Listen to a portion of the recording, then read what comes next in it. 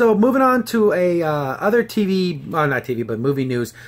Personally, not for me. Like, I don't really care about the Twilight series or the Hunger Games series, but it's big in nerd culture. It's part of the thing. It's part of the books. It's not necessarily us, but like our sisters love those movies. Yes, exactly. And this is the one thing I say about those movies. My older sister loves Jennifer Lawrence, and she watched the Hunger Games movies. She loves Jennifer Lawrence so much, she watched the new X-Men films. Exactly. And she likes those movies. So it's like, hey, there you go. There's the connection. It can get more fans. So when people crap all over these movies, they're not for me. They're not targeted at me. I do not enjoy them, but I'm glad it brings people kind of into the fold of seeing other things. Well, I don't want to sound like that nerd, but I feel like I don't like things that are like super popular where everyone likes it and even non-nerds like something, because then it's kind of like, well, what's it about? And look at all that's like, it's so general and so it's a simple story. But it's not appealing. But what I like about it though, it's bringing people in that would say, like, if you told them, hey, let's watch this vampire show, they would be like, you know. But now, I mean, even though they like romance, girls like romance. They like romance. Okay, so even though I know people say that Twilight's not a real vampire type story, but hey, it at least brings them into the world of fantasy. It brings them to the realm of that, so you can be like, hey, why don't you check this out? Why don't you look at this? Well, the only reason why we're even bringing up these two things is because Lionsgate, the producers of the films, also make a lot of the cool movies, make a lot of bad movies too, but they are they're tossing them around the idea of just continuing the story without the authors and without any connections to the book series.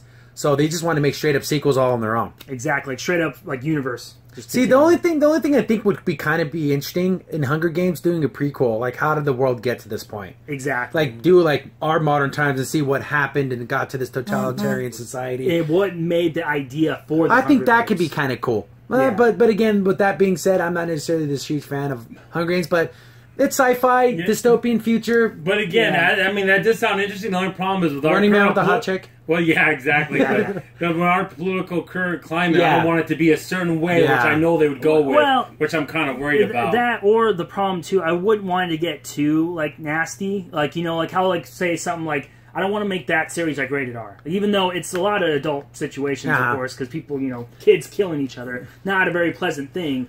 But I just want to watch a bunch of preteens kill each other. Exactly. I don't think that's going to happen. I think they want to keep it PG-13 because they got to get that teenager crowd. I'm hoping. Yeah, I'm not too worried about that. And personally, the idea of someone taking someone else's idea and then saying, I'm going to reimagine it my way with none of your input, I don't like that. They should at least have them involved some way. Okay, well, how about if you were going to continue the story, how would it go? Or if you were going to do with this, how would it go this way? Or even their blessing of being like, I talked with this guy, like, we kind of, you know... Or who wrote the books, or whatever said books. Which is kind of funny because I think the lady who did Twilight kind of said, I'm done with it. I don't want to write any story. Like, I'm literally done with it.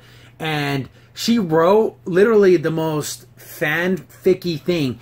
I thought this was a joke when I heard about this a couple years ago, but she literally rewrote the story and swapped the genders. Really? That's something a fan does. And like, that's a totally, like, you can buy that version of the book if you want. Really? Yeah, so stupid because isn't it literally exactly the same? Yeah, I just so why would? But anyways, that's like the only thing she's done with it. And my phone is going nuts. But definitely, I don't like the idea of going forward without the original creators' involvement. I don't like that. Yeah, it's even for weird. something I do not respect these films and these stories. I do not like them. I don't care for them. But I so care about an author's and a creator's vision. That if they wanted it a certain way, now they're not being involved, and I don't like that. Yeah. But, you know, but they'll sell millions because they love that kind of stuff. Oh, man. Yeah, if you said Twilight knew anything, it's done. I'm sorry, when I know this is kind of an old thing. I know some people have said it before. But for me personally, when I look at Hunger Games, I'm like, oh, I remember when this is a Running Man. I like that movie. Okay, I'm sorry. I always will think of Battle Royale and stuff. Yeah, that's I remember that, basically. Hi guys, Crimson Sin here. You just watched a clip from our weekly podcast show. Be sure to check out the full podcast available here on this channel.